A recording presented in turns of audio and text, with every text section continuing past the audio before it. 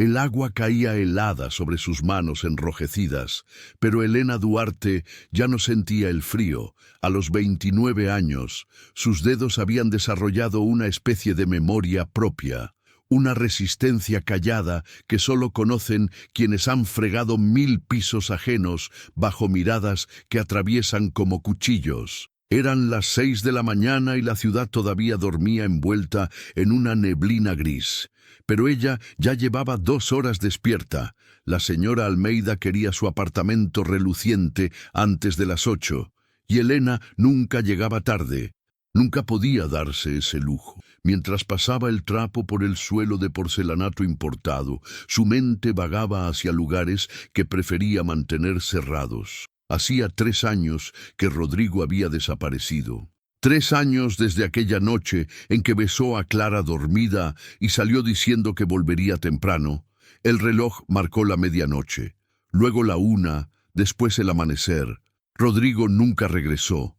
La policía archivó el caso después de 6 meses. Abandono de hogar, dijeron, como si esas 3 palabras pudieran explicar el vacío que dejó, como si pudieran llenar la ausencia en los ojos de una niña que todas las noches preguntaba cuándo volvería papá. ¿Ya terminaste con la sala?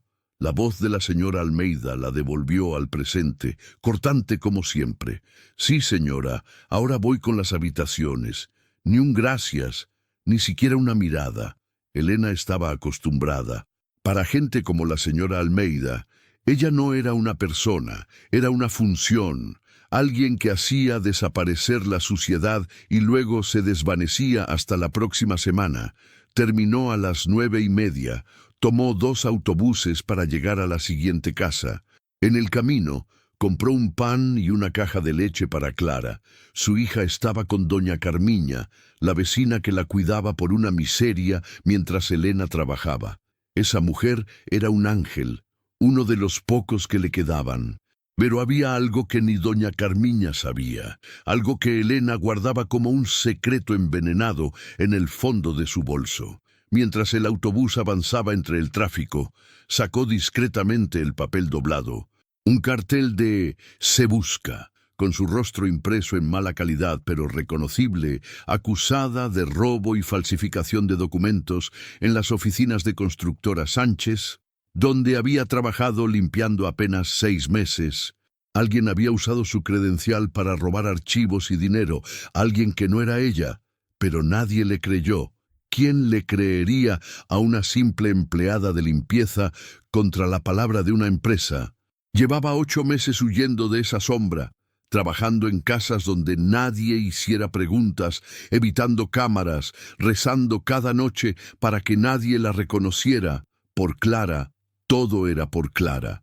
Al llegar a casa esa tarde, su hija corrió a abrazarla con esa energía infinita que solo tienen los niños de 6 años. «Mami, doña Carmiña me enseñó a hacer trenzas. ¿Puedes hacerme una?» Elena la abrazó fuerte, aspirando el olor a champú barato y galletas de su cabello. «Claro que sí, mi amor, pero primero come algo». Mientras preparaban la cena juntas en esa cocina diminuta, el celular de Elena vibró. Un mensaje de Lucía, su prima que trabajaba en una agencia de empleo. «Conseguí algo para ti, mansión en Jardines del Valle, familia Montenegro, pagan bien, ¿te interesa?» El corazón de Elena se aceleró. Jardines del Valle era el barrio más rico de la ciudad, gente poderosa y peligroso tal vez, pero también significaba dinero suficiente para pagar mejor escuela para Clara, para dejar de vivir al día. Sus dedos temblaron sobre el teclado. «Sí, mándame la dirección». Esa noche, después de acostar a Clara, Elena se arrodilló junto a su cama como hacía cada noche, juntó las manos y cerró los ojos. «Dios mío, tú sabes que soy inocente, tú sabes la verdad. Solo te pido que me ayudes a proteger a mi hija. Dame fuerzas para un día más». No sabía que al día siguiente, al cruzar las puertas de hierro forjado de la mansión Montenegro, su vida cambiaría para siempre. No sabía que la justicia, a veces, llega de las formas más inesperadas. El portón de hierro forjado se abrió con un susurro mecánico que a Elena le pareció una advertencia. Desde la acera, la mansión Montenegro se alzaba como un palacio de mármol y vidrio, todo líneas rectas y frialdad arquitectónica. Los jardines perfectamente podados parecían más una postal que un lugar donde la vida realmente sucediera. Elena ajustó su bolso raído sobre el hombro y caminó por el sendero de piedra italiana. Cada paso resonaba diferente aquí, más pesado, como si el suelo mismo supiera que ella no pertenecía. Una mujer de uniforme impecable le abrió la puerta lateral, ni siquiera la principal. ¿Elena Duarte? Sí, señora. Soy Rosa, la gobernanta. Sígueme. El interior era aún más intimidante. El vestíbulo principal exhibía un candelabro de cristal que debía costar más que todo lo que Elena ganaría en su vida. El mármol italiano del piso reflejaba su imagen distorsionada. Una mujer pequeña en un mundo demasiado grande. Rosa la condujo a través de pasillos que parecían diseñados para que la gente no se encontrara. Todo era espacioso, vacío, como un museo donde nadie puede tocar nada. Los señores están en el desayunador. Te presentaré. El corazón de Elena latía tan fuerte que temía que se escuchara en ese silencio de mausoleo. Entraron a una sala bañada por luz natural, donde una mesa de madera oscura sostenía un desayuno que podría alimentar a 10 personas. Roberto Montenegro levantó la vista de su periódico. Era un hombre de 50 y tantos, con el tipo de rostro que nunca había conocido la duda. Cabello gris perfectamente peinado, traje impecable incluso en su propia casa. Sus ojos evaluaron a Elena en 2 segundos y la descartaron en 1. Así que tú eres la nueva limpiadora. No era una pregunta, era una clasificación. Sí, señor Montenegro, muchas gracias por la oportunidad. Rosa te explicará tus funciones. Espero puntualidad y discreción absoluta. No toleramos chismes ni descuidos. Por supuesto, señor. Junto a él, Beatriz Montenegro untaba mermelada en una tostada con movimientos mecánicos y elegantes. Era hermosa de esa manera pulida que viene de salones de belleza caros y cirujanos discretos. Su mirada apenas rozó a Elena antes de volver a su plato, como si mirar demasiado pudiera contaminarla. «El niño no baja a desayunar», murmuró Beatriz con un suspiro que sonaba más a fastidio que a preocupación.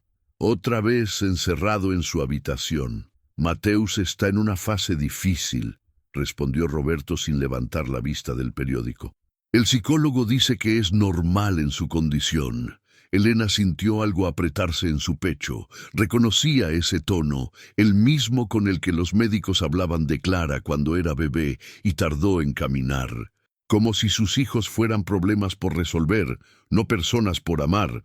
Rosa la sacó de la sala antes de que pudiera decir algo inapropiado. «No les hagas caso», susurró mientras subían las escaleras de mármol. «Son así con todo el mundo. Pero el joven Mateus, ese sí necesita un poco de calidez humana». Llegaron al segundo piso. Rosa señaló una puerta al final del pasillo. «Esa es su habitación.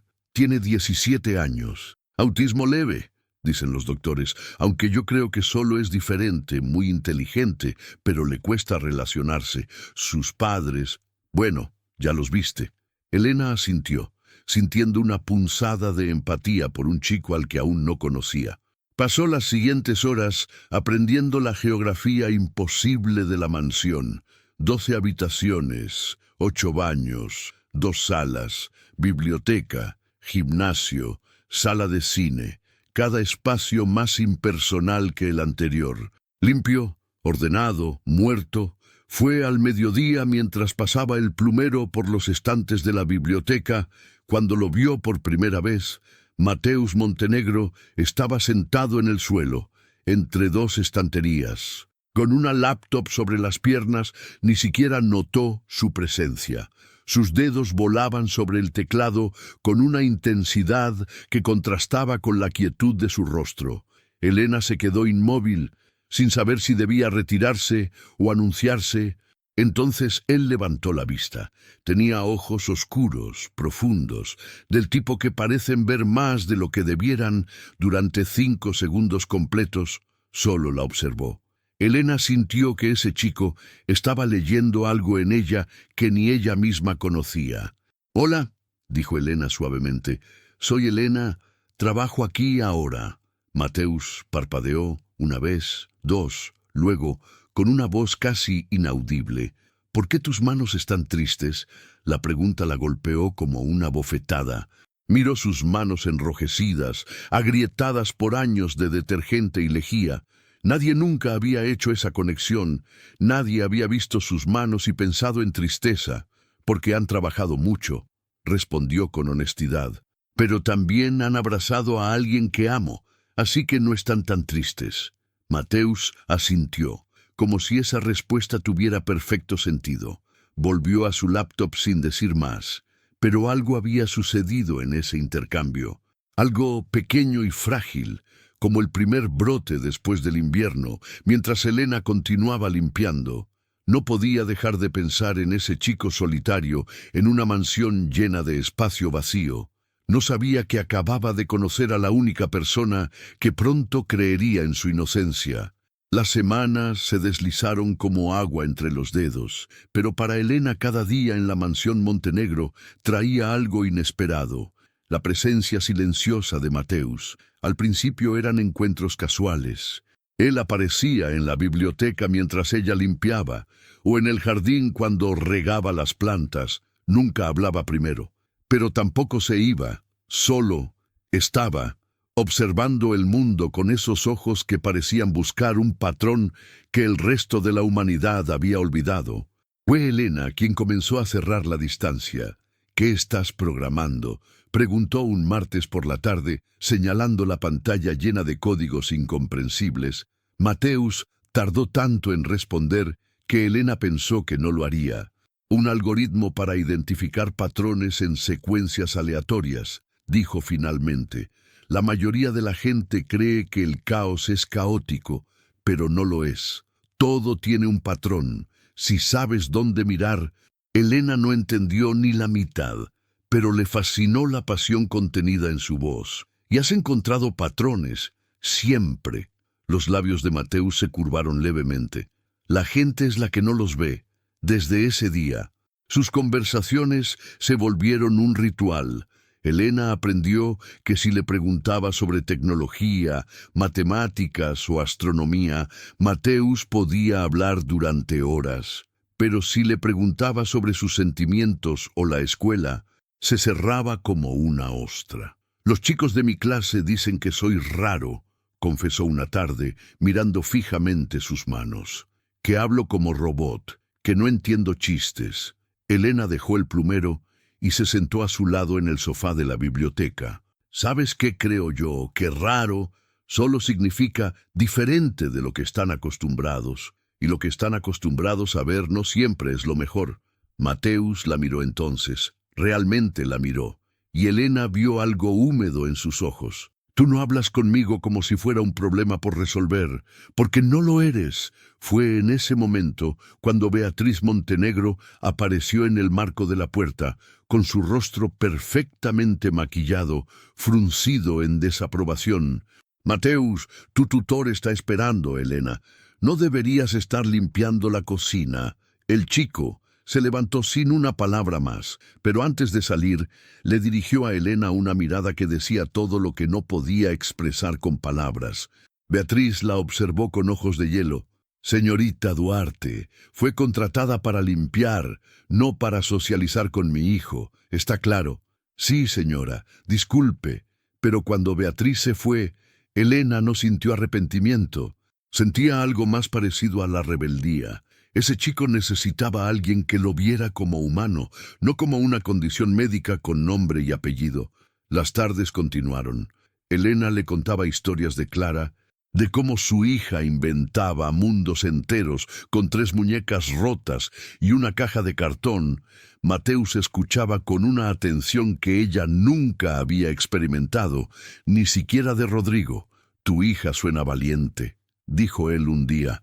No tener cosas y aún así crear mundos, eso es ilógicamente hermoso. Elena sonrió, sintiendo un nudo en la garganta. Lo es. Ella es mi razón para levantarme cada día. Un viernes, Mateus le mostró su proyecto más ambicioso, un sistema de seguridad que había diseñado para detectar anomalías en grabaciones de video.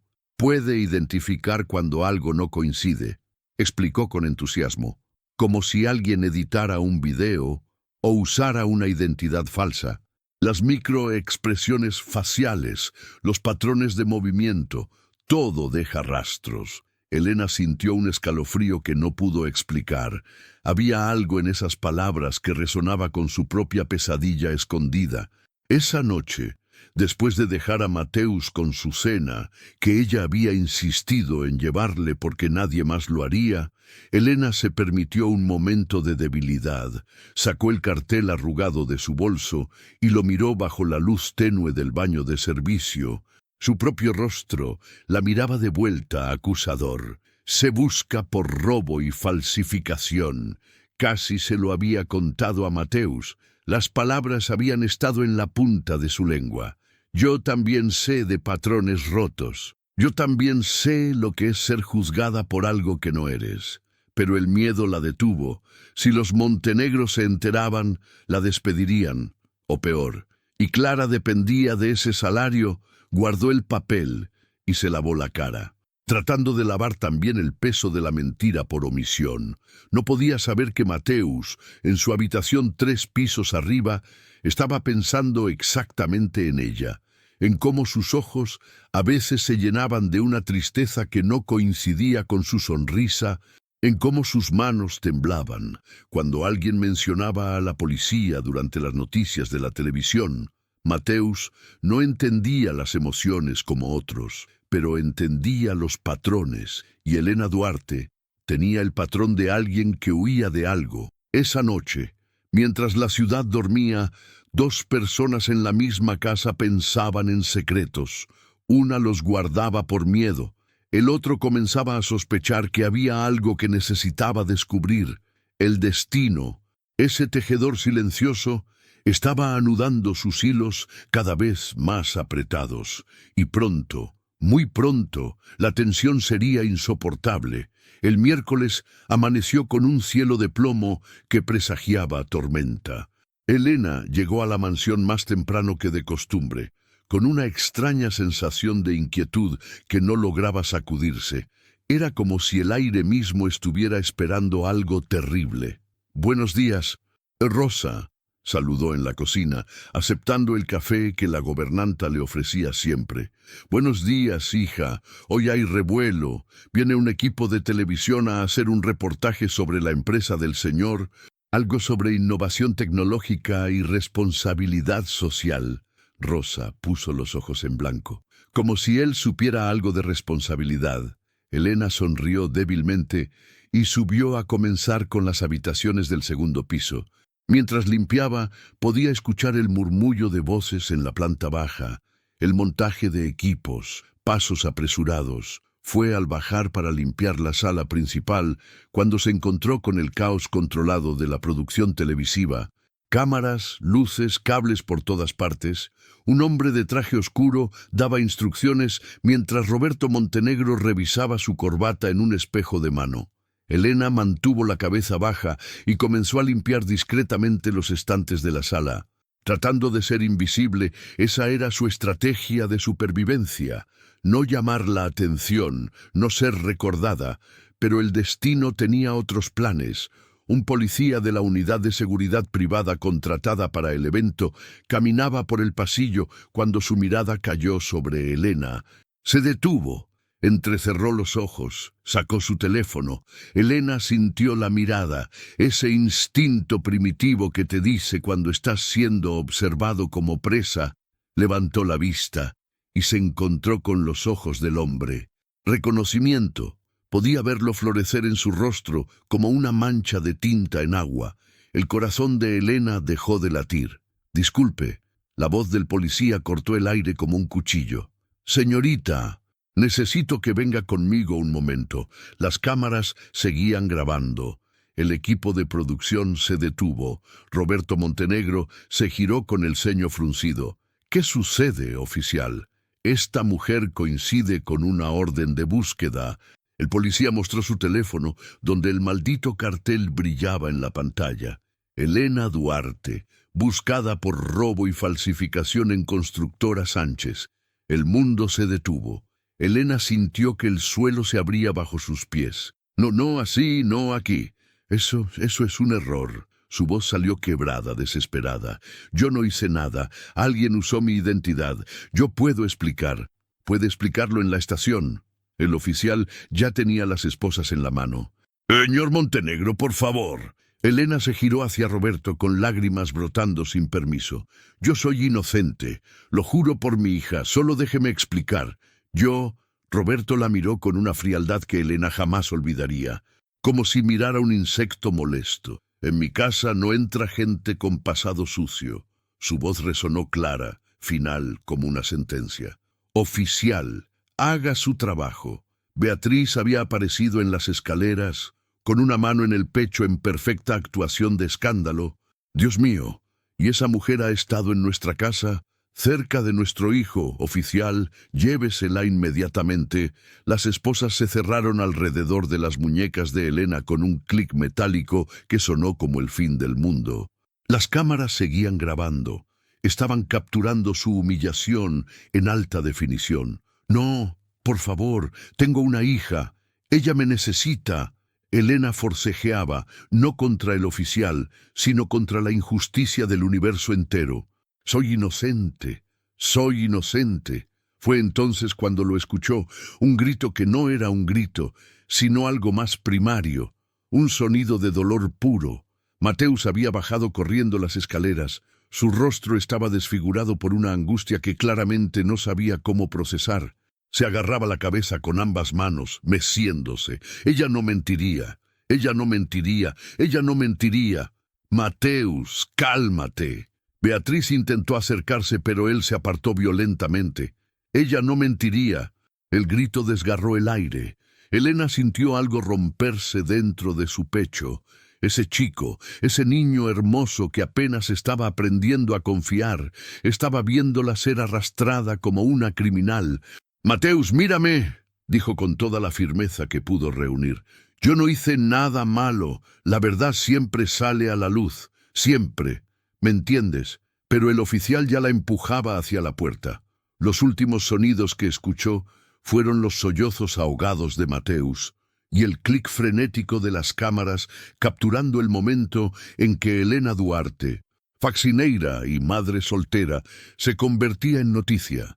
La lluvia comenzó a caer en el momento exacto en que la metieron en el coche patrulla, como si el cielo mismo llorara por la injusticia, mientras se alejaban de la mansión Montenegro. Elena miró por la ventana trasera. En la ventana del segundo piso vio la silueta de Mateus, inmóvil, mirando, incluso a esa distancia. Podía sentir su confusión, su dolor. «Lo siento», susurró, aunque nadie podía escucharla. «Lo siento mucho. No sabía que ese chico, en ese mismo momento, estaba tomando una decisión. No sabía que Mateus Montenegro, el joven que el mundo consideraba diferente, estaba a punto de hacer algo que nadie esperaba. Iba a encontrar la verdad, sin importar el costo. La celda olía a desesperanza y desinfectante barato. Elena estaba sentada en un catre de metal con la espalda contra la pared fría, mirando el techo manchado mientras las horas se arrastraban como caracoles. El interrogatorio había sido una pesadilla. 5 horas de preguntas circulares, de mostrarle evidencias que no podía refutar. Su credencial había sido usada, su código de acceso, sus huellas en la puerta de la oficina, todo apuntaba hacia ella, todo excepto la verdad. «No fui yo», había repetido hasta quedar ronca. «Alguien usó mi identidad, alguien con acceso a mis cosas». ¿Y quién sería esa persona mágica? El detective había preguntado con sarcasmo. ¿Y por qué elegiría específicamente su identidad? No tenía respuestas, solo lágrimas, y una verdad que sonaba como mentira. Ahora, en la celda comunal, observaba a las otras 4 mujeres que compartían ese espacio de 3 metros por 4. Una mujer mayor dormía en el catre de abajo, roncando suavemente. 2 chicas jóvenes jugaban cartas en el suelo, y en la esquina una mujer de su edad lloraba en silencio. Elena se levantó y se acercó con cuidado. ¿Estás bien? La mujer levantó la vista con los ojos rojos e hinchados. Mi bebé tiene fiebre, mi vecina lo cuida. Pero se quebró. ¿Y si no vuelvo? ¿Y si se lo llevan los servicios sociales? Elena se sentó a su lado y, sin pensar, la abrazó. La mujer se derrumbó contra su hombro sollozando. «Volverás», murmuró Elena, aunque no sabía si era verdad. «Volverás con tu bebé». Una de las chicas que jugaban cartas las miró con curiosidad. «¿Tú por qué estás aquí? No tienes cara de criminal». Elena soltó una risa amarga. «Los criminales no tienen cara. Yo estoy aquí por algo que no hice. ¿Y tú?» «Robé comida de un supermercado. Mi hermano pequeño tenía hambre». Se encogió de hombros. «Supongo que es peor robar comida que dejar que un niño se muera de hambre». Elena cerró los ojos. El mundo estaba roto, completamente roto. Esa noche, con un lápiz prestado y papel arrancado de un cuaderno viejo, Elena escribió. Las palabras fluyeron como sangre de una herida. «Mi amada Clara, si algún día lees esto, si algún día alguien te dice que tu madre fue una criminal, quiero que sepas la verdad. No hice lo que dicen. Nunca he robado nada en mi vida, excepto tal vez un poco de tiempo extra contigo cuando debería estar durmiendo. La verdad, mi amor, es más fuerte que cualquier mentira. Puede tardar en revelarse, puede esconderse en las sombras, pero siempre, siempre encuentra la luz. Sé fuerte, sé valiente, y nunca dejes que nadie te diga quién eres. Solo tú decides eso. Te amo más que a mi propia vida, mamá». Dobló el papel y lo guardó en su bolsillo, aferrándose a él como a un salvavidas. Mientras tanto, a kilómetros de distancia, en su habitación que se sentía más como una prisión de lujo, Mateus Montenegro no había salido en 2 días.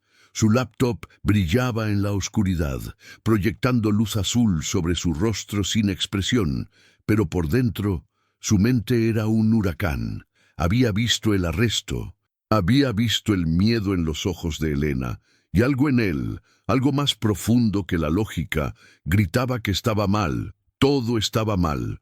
Sus padres habían intentado hablar con él, Roberto con su típico tono condescendiente. «Es mejor así, hijo, esa mujer era peligrosa». Beatriz con su preocupación fingida. «Sé que te encariñaste, pero debemos protegerte». Mateus no respondió. No podía. Las palabras se habían atascado en algún lugar entre su cerebro y su boca, pero sus dedos, esos sí funcionaban. Comenzó a buscar artículos de noticias sobre el robo en Constructora Sánchez, reportes policiales publicados, cada fragmento de información disponible públicamente, y ahí estaba, el nombre de Elena, su foto, la acusación, pero también algo más, un video de seguridad, borroso, subido a un foro de noticias locales. La mujer que entraba a la oficina usando la credencial de Elena. Mateus lo reprodujo 1 vez, 2 veces, 10 veces, pausó, amplió, analizó. La mujer tenía la altura aproximada de Elena, el mismo color de cabello, pero en el segundo 0,47, cuando levantaba la mano para abrir una gaveta, algo brilló en su muñeca. Mateus amplió más. El video pixelado apenas revelaba la forma, pero estaba ahí. Un tatuaje, pequeño, en el interior de la muñeca derecha. Elena no tenía tatuajes. Lo sabía porque había visto sus manos. Sus brazos cuando lavaba platos o limpiaba, piel limpia, solo cicatrices de trabajo. Su corazón comenzó a latir más rápido. Era algo, era un patrón que no coincidía. Tomó capturas de pantalla, las guardó. Siguió buscando. Encontró el registro de acceso de ese día. La credencial de Elena había sido usada a las 11:47 p.m., pero Elena trabajaba hasta las 6:00 p.m. y vivía a 2 horas de distancia.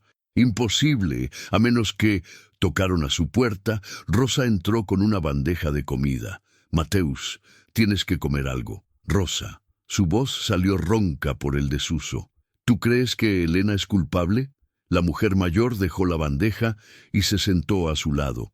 Hijo, yo he trabajado en esta casa durante 20 años. He visto mucha gente pasar y esa muchacha, suspiró, tiene ojos buenos, ojos que no saben mentir. Los ojos no son evidencia científica. No, pero el corazón sí conoce verdades que los ojos no pueden ver. Mateus la miró, procesando esas palabras que no seguían ninguna lógica matemática, pero que, de alguna forma, tenían perfecto sentido. Necesito ayuda, admitió finalmente. Necesito probar que ella es inocente, pero no sé cómo. Rosa sonrió, y en sus ojos había algo filoso y determinado. Entonces, mi niño, es hora de que aprendas. Mateus no durmió esa noche, ni la siguiente. El sueño parecía un desperdicio de tiempo cuando cada minuto contaba. Elena estaba en una celda, y cada segundo que pasaba era una injusticia que se clavaba más profundo. Su habitación se había transformado en un centro de operaciones. Notas adhesivas cubrían una pared, conectadas por hilos de diferentes colores, capturas de pantalla, cronologías, patrones de acceso. Todo estaba ahí, mapeado con la precisión obsesiva que solo su mente podía lograr. Rosa le traía café y comida, que consumía mecánicamente sin saborear. Ella no hacía preguntas, solo observaba con una mezcla de preocupación y orgullo, mientras el chico que conocía desde bebé se transformaba en algo más. Un detective implacable. Aquí, Mateus señaló la pantalla el viernes por la tarde. Este es el error. Rosa se acercó, entornando los ojos ante el brillo de la computadora. ¿Qué ves? El sistema de acceso de Constructora Sánchez registra no solo quién entra, sino desde qué dispositivo se escaneó la credencial. Sus dedos volaron sobre el teclado. La credencial de Elena fue escaneada desde el lector de la puerta trasera, pero los registros de mantenimiento muestran que ese lector estuvo en reparación durante todo ese mes. Eso significa que alguien manipuló los registros, insertó datos falsos. Mateus giró la pantalla hacia ella. Y para hacer eso, necesitas permisos de administrador, acceso de nivel gerencial. Rosa se llevó una mano al pecho. Entonces fue alguien de adentro, alguien con poder. Exactamente. Mateus profundizó en la estructura de la empresa.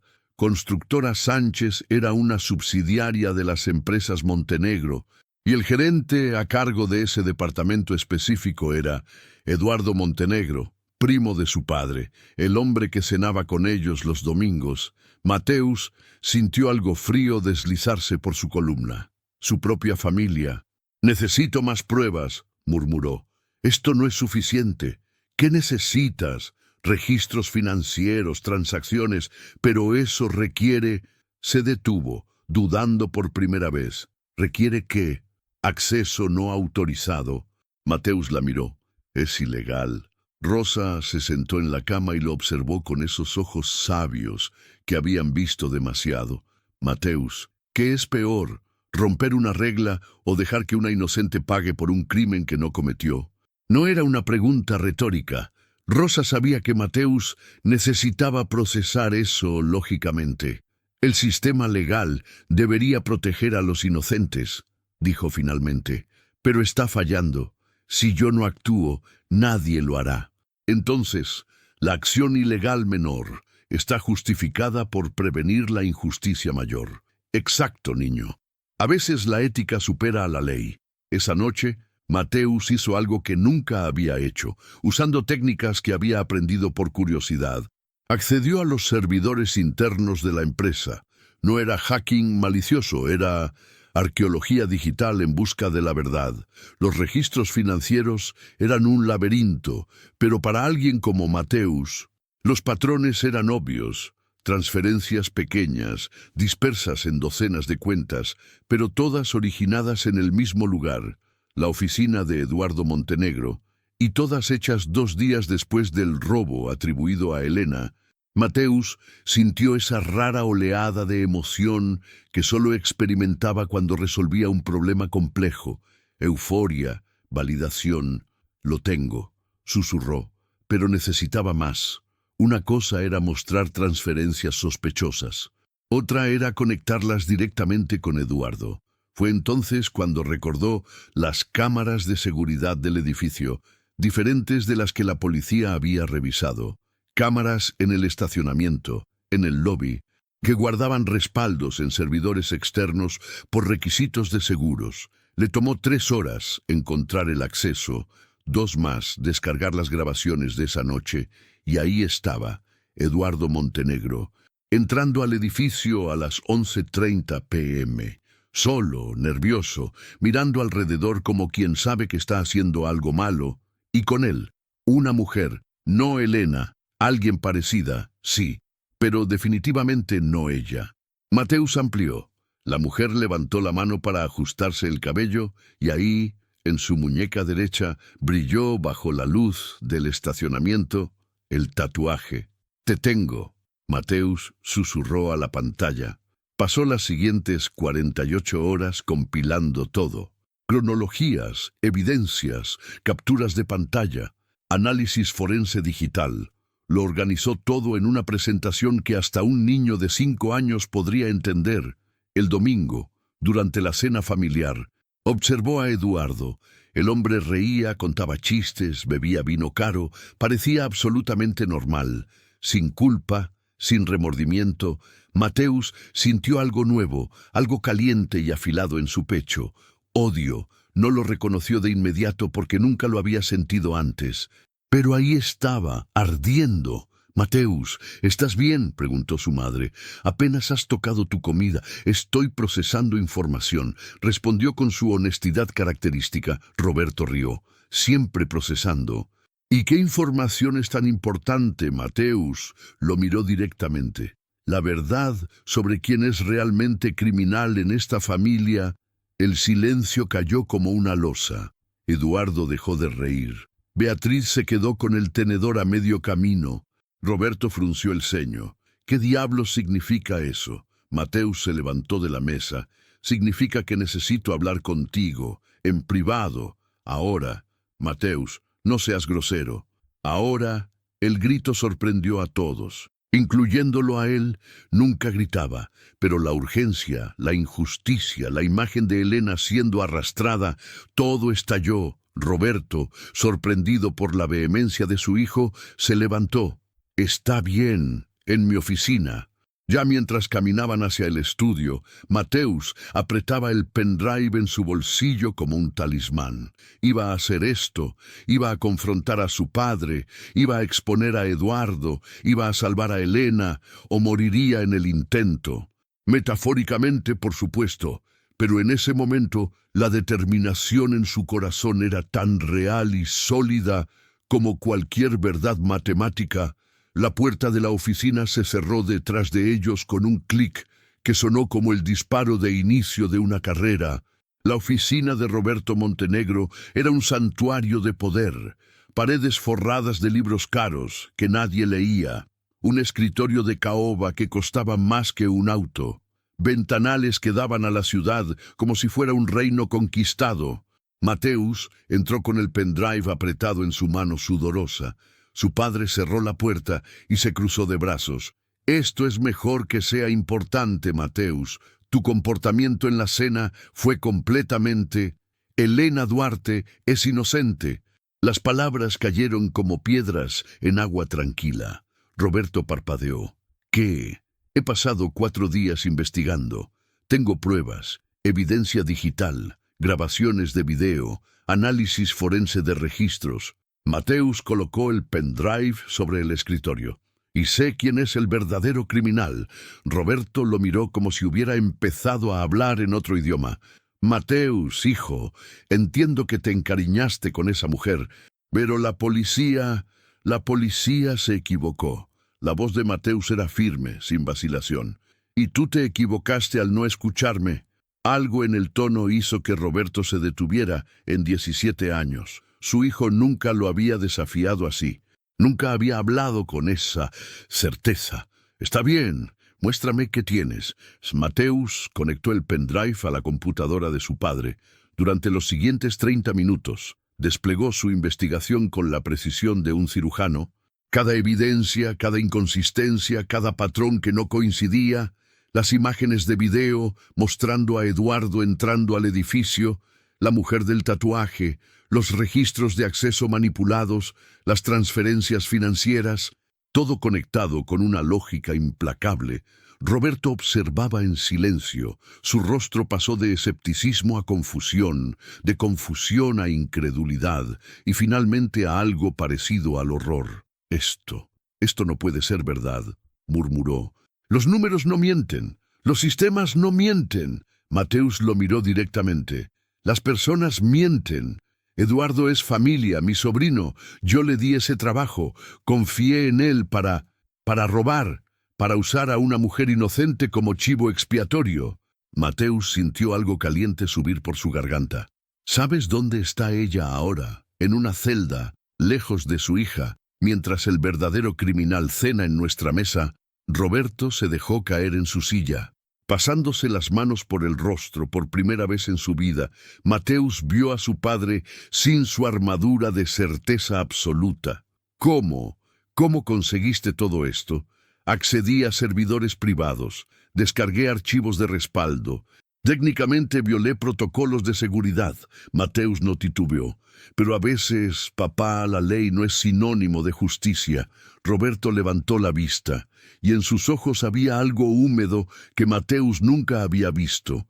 «¿Cuándo te volviste tan valiente?» «Cuando conocí a alguien que me trató como si mis palabras importaran». El silencio se extendió entre ellos, cargado de años de conversaciones no tenidas, de conexiones no hechas. «¿Qué hacemos ahora?», preguntó Roberto finalmente. «Llamamos a la policía, mostramos las pruebas, liberan a Elena, arrestan a Eduardo». Mateus hizo que sonara simple, porque en su mente lo era. «Mateus, Eduardo es... La familia se va a destrozar, mi hermana. ¿Y la familia de Elena?» La interrupción fue cortante. «Su hija de 6 años que no entiende por qué su mamá no vuelve a casa. Eso no importa». Roberto cerró los ojos. La vergüenza era una emoción nueva para él, incómoda, pesada. «Tienes razón, Dios, tienes toda la razón». Tomó el teléfono, pero Mateus lo detuvo. «Espera, necesitamos hacerlo bien. Si Eduardo se entera antes, podría destruir evidencia. Necesitamos confrontarlo con las pruebas cuando no pueda escapar». Roberto lo miró con algo cercano al asombro. «¿Cuándo aprendiste a pensar estratégicamente?» «Siempre he pensado estratégicamente, solo que nadie prestaba atención». Pasaron la siguiente hora planeando. Rosa se unió a ellos, aportando su propio conocimiento de los horarios y movimientos de Eduardo. Era como armar un rompecabezas complejo, y por primera vez en su vida, Mateus sentía que su padre lo veía. Realmente lo veía. «Mañana hay una reunión ejecutiva», dijo Roberto. «Eduardo estará ahí. Podemos confrontarlo entonces, con testigos, con las pruebas proyectadas donde no puede negar nada. Y si intenta huir, tendré seguridad en las puertas». Roberto miró el pendrive. «¿Puedo quedarme con esto esta noche? Necesito verlo todo de nuevo».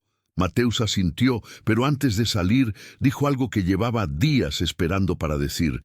«Papá, a veces quien limpia el piso es más limpio que quien lo ensucia desde arriba».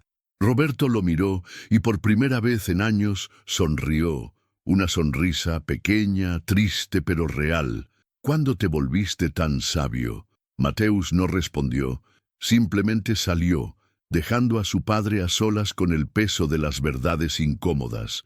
En su habitación, se permitió un momento de debilidad. Sacó su teléfono y buscó el número que Rosa le había dado. El de doña Carmiña, la vecina de Elena. «Por favor, dígale a Clara que su mamá volverá pronto. Dígale que alguien está peleando por ella, que no está sola». Envió el mensaje antes de poder arrepentirse. La respuesta llegó 5 minutos después. «¿Quién eres?» «Alguien que cree en la verdad». Esa noche, 3 personas en diferentes lugares no durmieron. Roberto en su oficina, revisando evidencia tras evidencia, viendo cómo su orgullo y su ceguera habían permitido que una injusticia floreciera bajo su propio techo. Elena en su celda, aferrándose a una esperanza que no podía nombrar, pero que sentía, diminuta pero persistente, como una brasa que se niega a apagarse, y Mateus, mirando el techo de su habitación, sintiendo algo nuevo en su pecho, no solo determinación, no solo rabia, propósito, por primera vez en su vida, entendía por qué existía para este momento, para esta verdad, para esta batalla, y no iba a perder.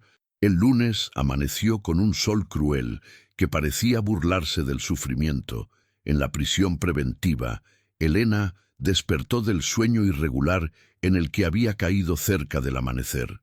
Hoy era la audiencia preliminar. Hoy el juez decidiría si había suficientes pruebas para llevarla a juicio.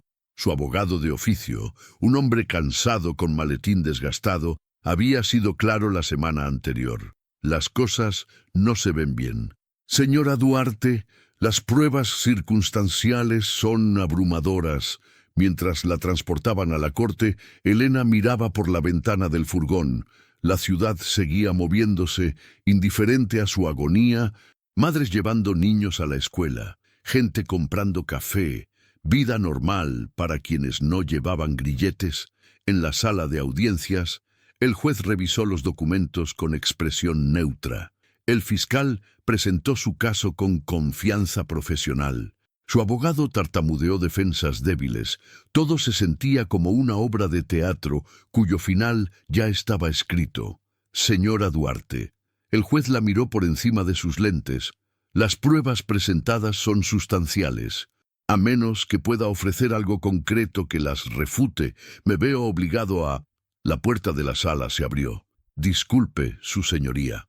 Un hombre en traje impecable entró. Soy el abogado Marcos Salinas y solicito representar a la señora Duarte. Tenemos nueva evidencia que cambiaría completamente este caso. Elena lo miró sin comprender. No conocía a ese hombre. No había contratado abogados caros. El juez frunció el ceño. Nueva evidencia. Esto es altamente irregular. Lo entiendo, su señoría, pero la justicia merece la verdad completa. Solicito un aplazamiento de 48 horas para presentar adecuadamente esta evidencia. Después de una discusión acalorada con el fiscal, el juez concedió el aplazamiento. Elena fue de vuelta a su celda, confundida pero con una chispa de algo que se atrevía a llamar esperanza. Mientras tanto, en la mansión Montenegro, Mateus estaba en el centro de operaciones de su habitación. Rosa entraba y salía, trayendo café y actualizaciones. Tu padre habló con la fiscal esta mañana, informó. Ella está escéptica pero dispuesta a escuchar. El abogado Salinas logró el aplazamiento. Y Eduardo no sospecha nada. Cree que la reunión de hoy es sobre la expansión a los mercados del sur. Rosa sonrió con satisfacción. Va a llevarse una sorpresa.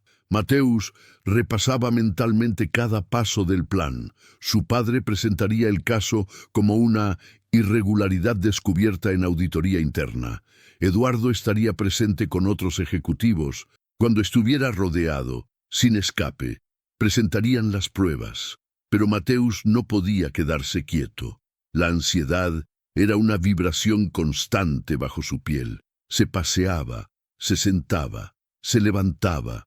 Sus manos necesitaban hacer algo. Abrió su laptop y comenzó a escribir. No sabía exactamente por qué, pero necesitaba documentar todo esto, la cronología completa, desde el primer día que conoció a Elena hasta este momento. Hay patrones en todo, escribió. Patrones en los números, en el comportamiento, en la injusticia, pero también hay patrones en la bondad. Elena me mostró que la gentileza tiene su propia lógica, una que no requiere algoritmos para ser real. Un mensaje llegó a su teléfono. Era de doña Carmiña, la vecina de Elena. Clara pregunta por ti, dice que el niño de la mansión grande va a ayudar a su mamá. No sé de dónde sacó esa idea, pero se aferra a ella. Por favor, sea verdad. Mateus sintió el peso de esa esperanza como una roca en el pecho. Una niña de 6 años, confiando en él, no podía fallar. Mateus, la voz de su padre resonó desde el pasillo. Es hora. Se levantó. Respiró profundo 3 veces, su técnica de calmante cuando el mundo se volvía demasiado ruidoso, y salió de su habitación. Roberto estaba en el pasillo, con traje formal, pero con algo diferente en los ojos, algo más suave. ¿Estás listo? No. Mateus era incapaz de mentir, pero lo haré de todos modos. Esa es la definición de valentía, hijo. Caminaron juntos hacia el estudio. En el camino se cruzaron con Beatriz, quien los miró con confusión. ¿Qué está pasando? Nadie me dice nada. Estamos corrigiendo un error, dijo Roberto. Uno muy grave. En el estudio, los ejecutivos ya estaban reunidos. 5 hombres en trajes caros, con laptops y cafés, y en el centro, sonriente y confiado, Eduardo Montenegro. Roberto, primo, ¿qué es tan urgente?, preguntó con esa facilidad de quien nunca ha temido consecuencias. Siéntate, Eduardo, todos, por favor, tomen asiento. Mateus se quedó de pie junto a la pantalla de proyección, con el control remoto en mano. Su corazón latía tan fuerte que estaba seguro de que todos podían escucharlo. Roberto comenzó con voz formal, casi burocrática. Hemos descubierto irregularidades en la subsidiaria de Constructora Sánchez, específicamente relacionadas con el incidente de robo del año pasado. Eduardo rió nerviosamente. El caso de esa mujer de limpieza ya fue resuelto, está en prisión preventiva. Ese es el problema. Roberto se giró hacia él. No debería estarlo, el ambiente cambió. Los otros ejecutivos se miraron entre sí, sintiendo la tensión. Mateus, por favor, con manos temblorosas pero determinadas, Mateus comenzó la presentación. Primera diapositiva, la cronología. Segunda, el video de seguridad con el tatuaje.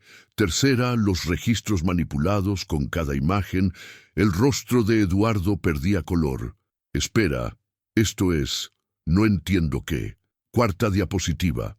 Las transferencias financieras. Quinta, Eduardo entrando al edificio esa noche. Sexta, la mujer que no era Elena.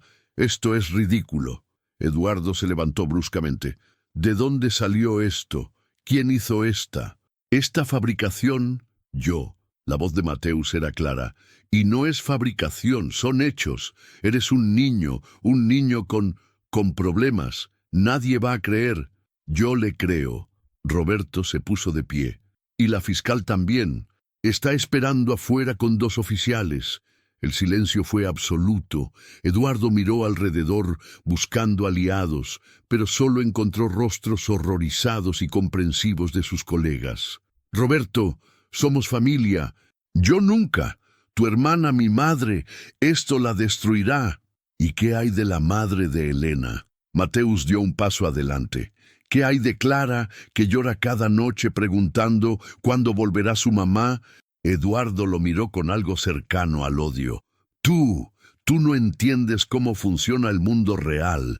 Entiendo que usaste a una mujer inocente para cubrir tu robo. Entiendo que manipulaste evidencia. Entiendo que no tienes honor. La palabra honor salió con un desprecio que Mateus no sabía que poseía. Roberto presionó un botón. La puerta se abrió. La fiscal Montenegro entró con 2 oficiales. Eduardo intentó correr, pero no llegó lejos. Las esposas sonaron con el mismo clic metálico que habían sonado en las muñecas de Elena, solo que esta vez cerraban alrededor del criminal real. Eduardo Montenegro queda arrestado por robo, fraude y obstrucción a la justicia. Tiene derecho a permanecer en silencio. Mientras se lo llevaban, Eduardo miró a Mateus con ojos llenos de veneno. Eres un monstruo, un fenómeno, nadie te quiere. Cállate. La voz de Roberto fue como un trueno. No te atrevas a hablarle así a mi hijo. Y en esas palabras, Mateus escuchó algo que nunca había escuchado antes. Orgullo paternal. Cuando la puerta se cerró detrás de Eduardo, el silencio cayó sobre la oficina. Entonces Roberto habló, dirigiéndose a todos.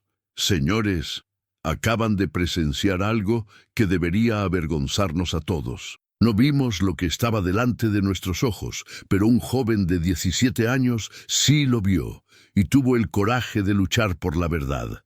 Miró a Mateus. Estoy orgulloso de ti, hijo. Mateus asintió, porque las palabras se habían atascado en su garganta, pero en su mente solo había un pensamiento. Elena, tengo que decirle a Elena. Elena estaba sentada en el borde de su catre, mirando el suelo de concreto manchado. Cuando escuchó pasos apresurados en el pasillo, no levantó la vista. Los pasos siempre significaban malas noticias, otra audiencia, más interrogatorios, tal vez incluso el traslado a una prisión permanente. Duarte, Elena Duarte. La voz del guardia era diferente esta vez, no hostil, no indiferente, casi amable. Levantó la cabeza. Recoja sus cosas, sale hoy. El tiempo se detuvo. Las palabras no tenían sentido. Sale hoy, como si fueran en otro idioma. ¿Qué? Han retirado todos los cargos, es libre. Las otras mujeres en la celda la miraron con una mezcla de asombro y envidia. La que lloraba por su bebé sonrió por primera vez en días. «Ves, te lo dije, volverías». Elena se levantó en una especie de trance. Sus pertenencias eran mínimas. Su bolso, su identificación, el papel doblado con la carta para Clara. Las tomó con manos temblorosas. El proceso de liberación fue surreal. Firmar papeles, recuperar sus cosas, escuchar una disculpa burocrática de un oficial que claramente había repetido esas palabras 1000 veces. Lamentamos el inconveniente. Error en la investigación inicial. Gracias por su cooperación. Cuando las puertas de la prisión se abrieron y el sol de la tarde la golpeó, Elena se tambaleó. El mundo exterior parecía demasiado brillante, demasiado ruidoso, demasiado real. Había un coche esperando. Del asiento trasero salió el abogado Salinas. «Señora Duarte, mi nombre es Marco Salinas. Fui contratado para representarla. Yo no tengo dinero para... Ya está pagado». Sonrió. Por alguien que cree fervientemente en su inocencia. ¿Quién, antes de que pudiera responder, otra figura salió del coche? Mateus Montenegro, con su postura rígida característica, sus manos apretadas a los lados, sus ojos llenos de una emoción que claramente no sabía cómo expresar. Elena sintió que sus rodillas cedían. «Mateus, ¿fuiste tú? ¿Cómo?» «Encontré los patrones», dijo él simplemente. «Los patrones que probaban tu inocencia». Eduardo Montenegro era el verdadero criminal. Ahora está arrestado. Tú eres libre. Elena no lo pensó. Se lanzó hacia él y lo abrazó. Mateus se puso rígido inmediatamente. No le gustaban los abrazos. El contacto físico lo abrumaba. Pero esta vez no se apartó. Sus brazos se levantaron torpemente y devolvieron el abrazo. «Gracias». Elena sollozaba contra su hombro. «Gracias, gracias, gracias». «No tienes que agradecer, era lo lógico, lo correcto», pero su voz se quebró un poco. La justicia no debería ser tan difícil de encontrar. Cuando finalmente se separaron, Elena vio algo más. Roberto Montenegro estaba de pie junto al coche, con expresión seria pero no hostil. «Señora Duarte», se aclaró la garganta, «le debo una disculpa, una inmensa disculpa. Juzgué sin conocer los hechos. Dejé que el prejuicio nublara mi juicio, y por eso usted sufrió». Elena lo miró, este hombre que la había despedido con palabras tan crueles apenas días atrás. «Usted dijo que en su casa no entraba gente con pasado sucio». Su voz era tranquila pero firme. «Pero resulta que el único con pasado sucio estaba cenando en su mesa». Roberto asintió, aceptando el golpe. «Tiene toda la razón. Y si hubiera escuchado a mi hijo desde el principio, nada de esto habría sucedido». Hizo una pausa. «Mateus me enseñó que la justicia que yo negué a usted fue la misma que él me obligó a ver». El abogado Salinas intervino. Hemos iniciado una demanda contra Constructora Sánchez por difamación y falso arresto. La compensación será significativa, pero más importante, su nombre está limpio, completamente limpio, limpio. Esa palabra sonaba como música. Puedo ir a ver a mi hija. Por supuesto. Mateus señaló el coche. Rosa está esperando con ella en tu apartamento. Le dije que hoy volverías. ¿Cómo sabías que sería hoy? Porque no iba a descansar hasta que lo fuera, durante el viaje a su apartamento. Elena miraba por la ventana como si viera el mundo por primera vez. Los edificios, los árboles, la gente común haciendo cosas comunes. Todo parecía precioso, valioso, milagroso. Cuando el coche se detuvo frente a su modesto edificio, vio a Rosa en la entrada con Clara de la mano.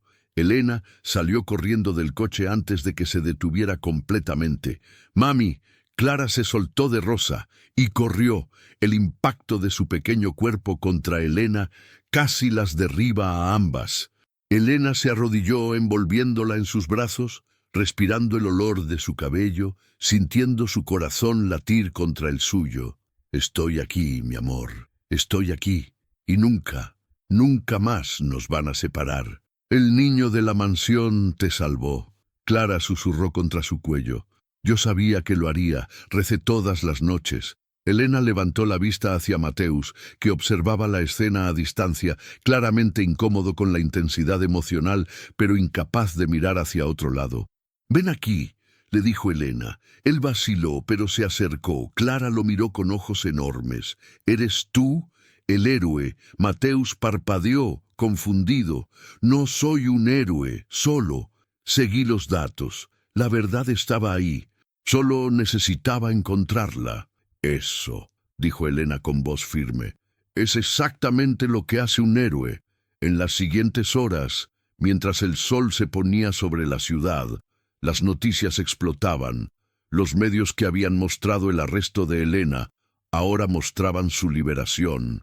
La historia del joven con autismo que desenmascaró a un criminal de clase alta se volvió viral. Cámaras aparecieron frente al edificio de Elena, frente a la mansión Montenegro, frente a la estación de policía donde Eduardo estaba detenido. Pero Elena, Mateus, Rosa y Clara estaban dentro del pequeño apartamento, compartiendo una cena simple de arroz, frijoles y pollo que Rosa había preparado. «No entiendo por qué la gente está tan sorprendida», dijo Mateus, mirando su plato. «La verdad es verdad, los hechos son hechos. ¿Por qué es noticia hacer lo correcto?»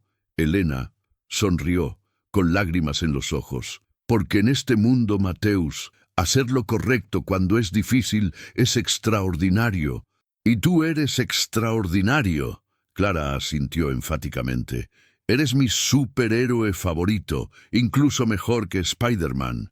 Mateus procesó esto con seriedad. «Spider-Man tiene habilidades físicas sobrehumanas. Yo solo tengo una laptop y persistencia». «Exactamente», dijo Elena. «Eres real, y eso lo hace aún más especial». Más tarde, cuando Mateus y Rosa se preparaban para irse, Elena los detuvo en la puerta. «No sé cómo podré pagarte esto alguna vez». «No tienes que hacerlo», respondió Mateus con su honestidad característica. «Me enseñaste que la bondad no necesita lógica. Yo solo te enseñé que la verdad sí la tiene». Se miraron, dos personas de mundos completamente diferentes, conectadas por algo más profundo que las circunstancias. «Volveré a visitarte», dijo él. «Si quieres, para ver cómo están. Me encantaría». Elena sonrió.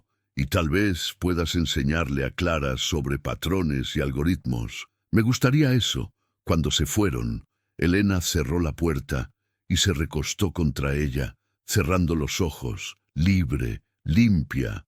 En casa la pesadilla había terminado y había comenzado algo nuevo, una amistad improbable, una familia elegida, una prueba de que la bondad, aunque rara, aunque difícil, aunque improbable, siempre vale la pena. 6 meses después, la ciudad había cambiado, o tal vez Elena había cambiado tanto que el mundo parecía diferente.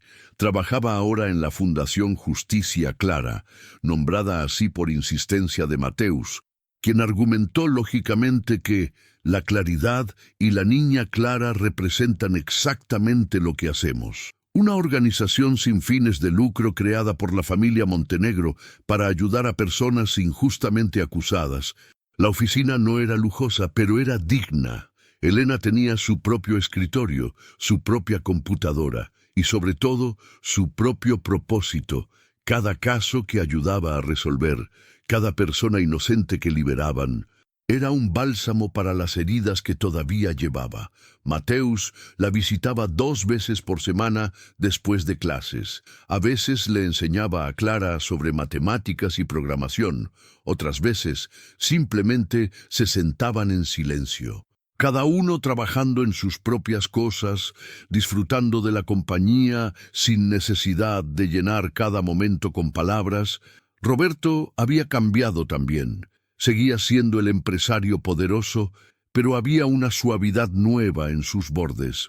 Cenaba con Mateus ahora, realmente conversaba con él, le hacía preguntas y escuchaba las respuestas. Beatriz asistía a terapia familiar y había comenzado a ver a su hijo no como un problema, sino como una bendición única. Todo parecía estar encontrando su lugar, hasta que llegó el sobre. Era un martes ordinario. Elena estaba revisando archivos cuando Rosa entró con expresión seria. «Llegó esto para ti, correo certificado». Anónimo. Elena abrió el sobre con curiosidad. Dentro había documentos viejos, amarillentos por el tiempo, registros legales y en la parte superior un nombre que hizo que su corazón se detuviera. Rodrigo Duarte, su marido desaparecido, con manos temblorosas, comenzó a leer. Eran documentos de un caso legal de hace 4 años, una demanda laboral contra Constructora Sánchez. Rodrigo había sido uno de los demandantes, trabajadores que alegaban condiciones inseguras y salarios no pagados. El abogado que representaba a la constructora era Roberto Montenegro. Elena sintió que el suelo se movía bajo sus pies. Siguió leyendo. El caso nunca llegó a juicio. Los demandantes retiraron las acusaciones misteriosamente. Uno por uno desaparecieron, algunos dejaron la ciudad, otros simplemente se esfumaron. Rodrigo fue uno de los que se esfumó, y al final de los documentos, una nota manuscrita. Los documentos fueron manipulados por Eduardo Montenegro. Los testigos fueron amenazados. Tu marido no te abandonó. Él fue silenciado. Busca los registros de acceso del 15 de marzo de 2021. Elena no podía respirar, no podía pensar, solo podía sentir una mezcla de horror, rabia y algo parecido al alivio. Rodrigo no la había abandonado, no había elegido irse, pero eso significaba. Corrió hacia la oficina de Roberto sin tocar la puerta. Él estaba en una conferencia telefónica, pero al ver su rostro, cortó inmediatamente. Elena. ¿Qué sucede? Ella arrojó los documentos sobre su escritorio. Mi marido, Rodrigo Duarte. ¿Lo recuerdas? Roberto tomó los papeles leyendo rápidamente. Su rostro se puso pálido. Dios mío, este era el caso de... Yo representé a la empresa, pero cuando los demandantes retiraron, porque fueron amenazados, porque alguien los hizo desaparecer, la voz de Elena temblaba. Mi marido no me dejó. Algo le pasó. ¿Y tu familia? Tu empresa. Eduardo. Roberto cerró los ojos. Tenía que ser Eduardo. Él manejaba las situaciones delicadas de la constructora. Yo nunca pregunté cómo las resolvía. Nunca quise saber. ¿Dónde está mi marido? Roberto. Las lágrimas corrían por sus mejillas. Está vivo. Está muerto. ¿Dónde está? Roberto tomó el teléfono inmediatamente. Voy a llamar a investigadores privados. Vamos a revisar cada registro, cada documento. Elena, te juro por la vida de mi hijo que vamos a encontrar respuestas. Las siguientes semanas fueron una montaña rusa. Investigadores desenterraron archivos enterrados. Eduardo, Desde la prisión finalmente habló, buscando reducir su sentencia, y confesó: había contratado matones para asustar a los demandantes. Rodrigo había sido uno de los más insistentes. Lo habían golpeado, amenazado, y le habían dado dos opciones: desaparecer voluntariamente o desaparecer permanentemente. Rodrigo había elegido desaparecer para proteger a Elena y a Clara. Había huido a una ciudad pequeña en el norte, cambiado su nombre, vivido con el corazón roto pero vivo, cuando Elena recibió la llamada de los investigadores confirmando que lo habían encontrado, que estaba vivo, que quería verla. Se derrumbó. Años de dolor, de preguntas sin respuesta, de culparse a sí misma. Finalmente encontraron liberación. El reencuentro fue en la oficina de la fundación. Roberto insistió en estar presente. Sentía que era su responsabilidad ser testigo de la reparación. Rodrigo entró con pasos inseguros, más delgado, con canas prematuras, con ojos llenos de culpa y amor. Elena se levantó de su silla y por un momento infinito solo se miraron. «Perdóname», susurró él. «Pensé que era la única forma de mantenerte a salvo. Estuviste solo todos estos años, pensando que nos protegías». Elena se acercó lentamente. «Pero las familias se protegen juntas». Se abrazaron y Roberto discretamente salió de la oficina. Cerrando la puerta para darles privacidad, en el pasillo se encontró con Mateus, que había llegado para su visita habitual. «¿Está todo bien?», preguntó el joven. «Los niveles de ruido emocional parecen elevados». Roberto sonrió. «Todo está más que bien. Se está cerrando un círculo. Algo que comenzó hace años finalmente está encontrando resolución». «Los patrones», murmuró Mateus. «Todo estaba conectado desde el principio. El robo, la desaparición de Rodrigo Eduardo, un patrón de corrupción que finalmente fue expuesto. Gracias a ti, gracias a la verdad, yo solo la busqué. 3 semanas después, en un parque iluminado por el sol de la tarde, Elena caminaba tomada de la mano de Clara. Rodrigo iba del otro lado, reconstruyendo lentamente la relación con su hija, quien lo miraba con una mezcla de curiosidad y cautela. Mateus apareció desde otro sendero, cargando su mochila y un cuaderno de dibujo. «Mateus». Clara corrió hacia él con su energía característica. Él le mostró el cuaderno. Dentro había un dibujo detallado de Elena con un traje de superhéroe, sosteniendo una escoba como si fuera una espada, con un escudo que decía «Verdad, es la justicia personificada», explicó con seriedad. «Pero con tu rostro, porque eres la persona más justa que conozco».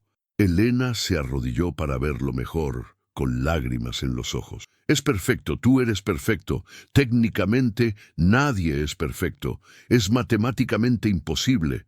Pero sonrió su pequeña sonrisa torcida. «Pero puedo ser suficientemente bueno, y suficientemente bueno es suficiente». Rodrigo se acercó, ofreciendo su mano a Mateus. «Escuché que le salvaste la vida a mi familia». Mateus tomó la mano. Había estado practicando los apretones de manos con Rosa. «No les salvé la vida, solo encontré la verdad. La verdad los salvó a sí mismos». Elena los miró a todos, su hija, su esposo recuperado, el joven extraordinario que había cambiado todo, una familia rota, ahora reparada, diferente, sí, pero más fuerte en los lugares rotos. Mientras caminaban juntos por el parque, el sol pintaba el cielo de naranja y dorado. Clara le contaba a Rodrigo sobre la escuela.